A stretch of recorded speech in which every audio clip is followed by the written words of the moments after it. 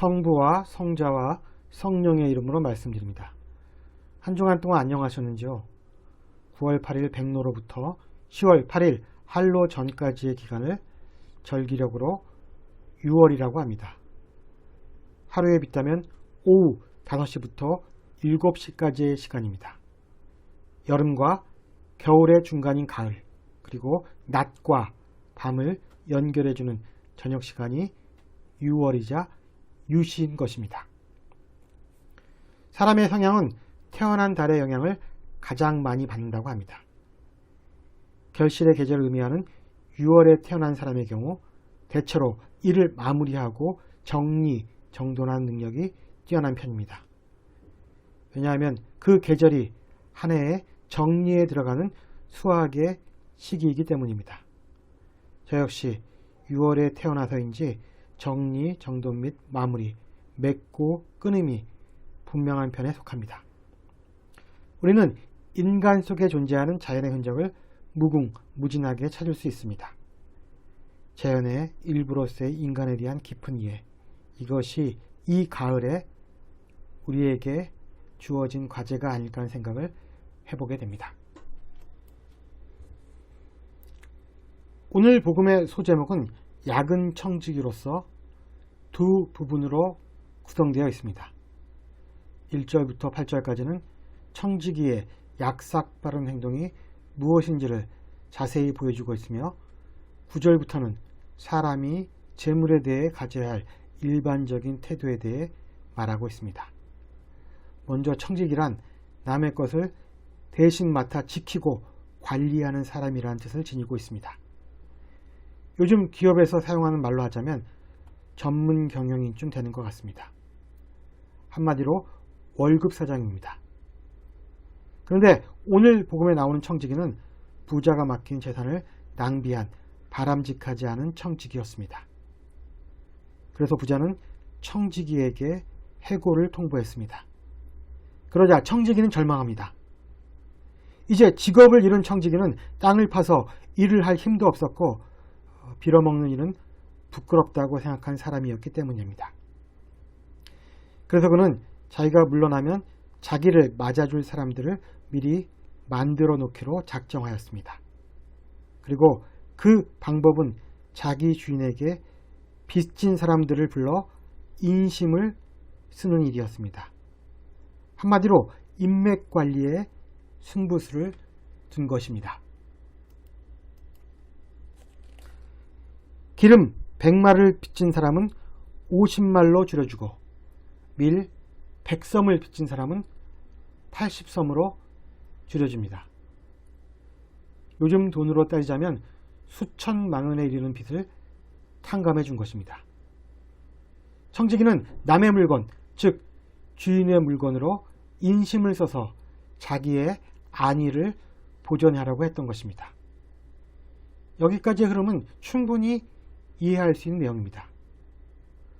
만약 우리가 현실에서 이런 사람을 만났다면 아주 얄밉게 생각되는 사람이었을 것입니다. 특히 우리가 주인의 입장이라면 더욱 그러하였을 것입니다.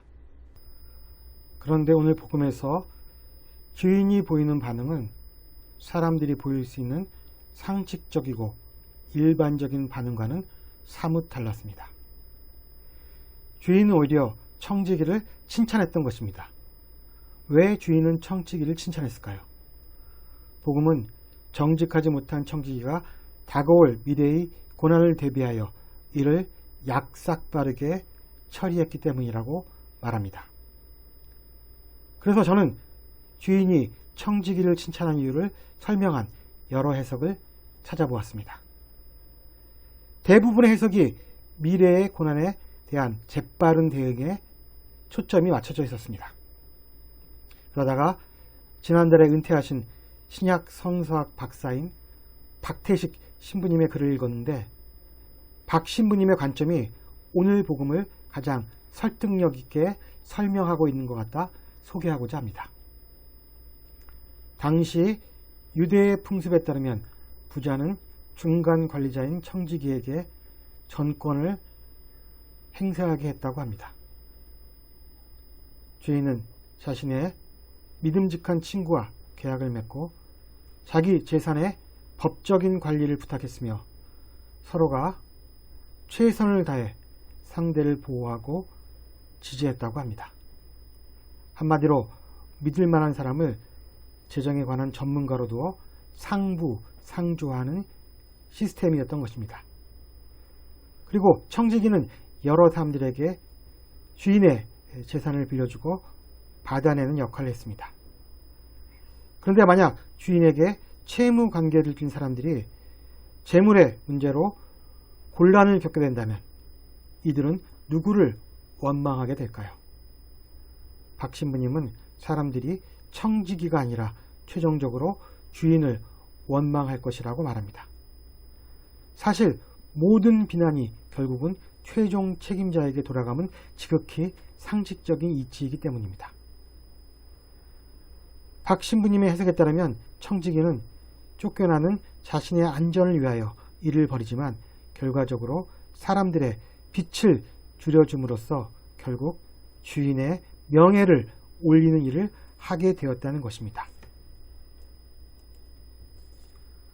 소가 뒷걸음을 치다가 쥐를 잡은 격이라고 할까요?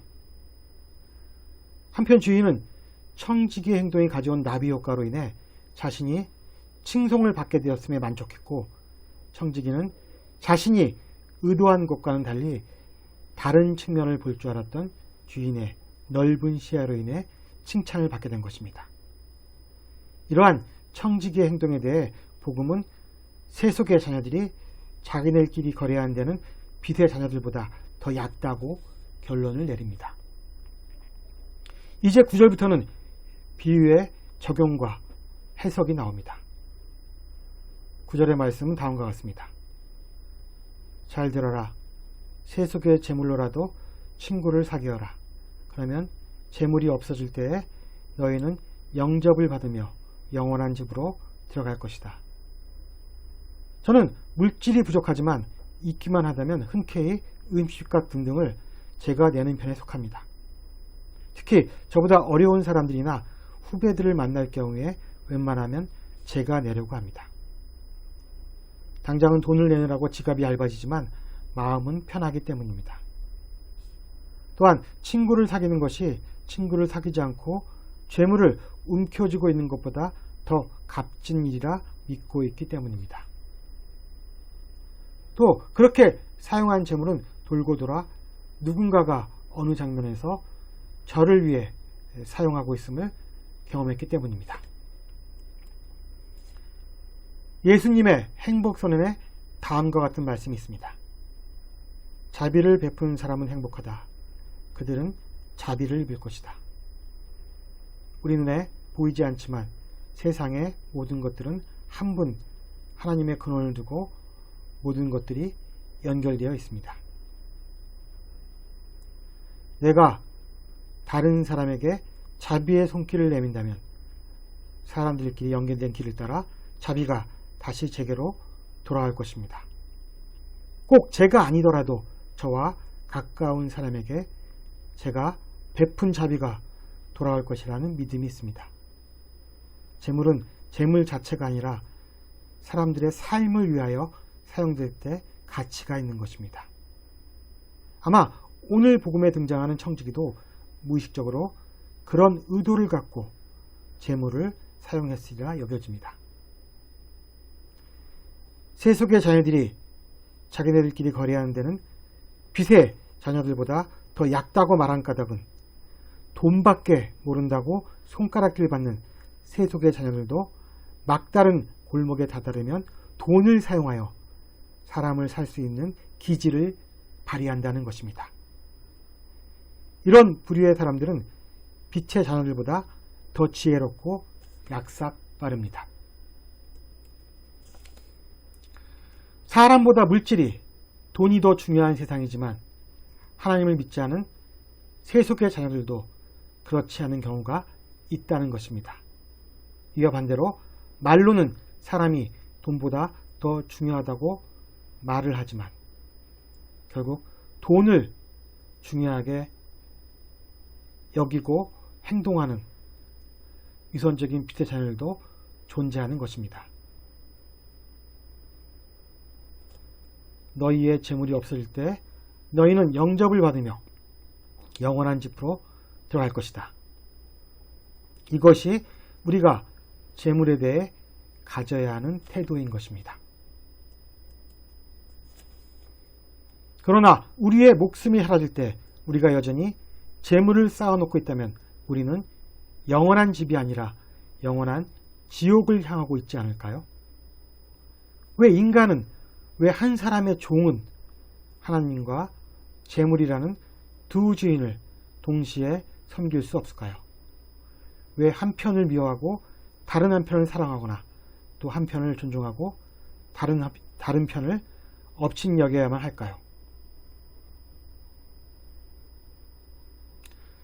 그것은 하나님의 요구와 재물의 요구가 절대로 일치할 수 없기 때문입니다. 하나님은 우리에게 전적인 자기 헌신과 비움을 요구하지만 재물은 우리더러 자기를 돋보이게 만들려고 유혹하고 필요 이상으로 자기를 채우라고 압박하기 때문입니다. 하나님과 재물 중에서 무엇을 택해야 할까요? 자신의 무한한 비움과 에고의 무한한 확장 사이에서 그리스도인들은 무엇을 택해야 할까요? 여러분을 자기 비움의 길로 인도하시는 주님의 은총과 지혜가 함께 하시길 기원합니다. 성부와 성자와 성령의 이름으로 말씀드렸습니다. 아멘.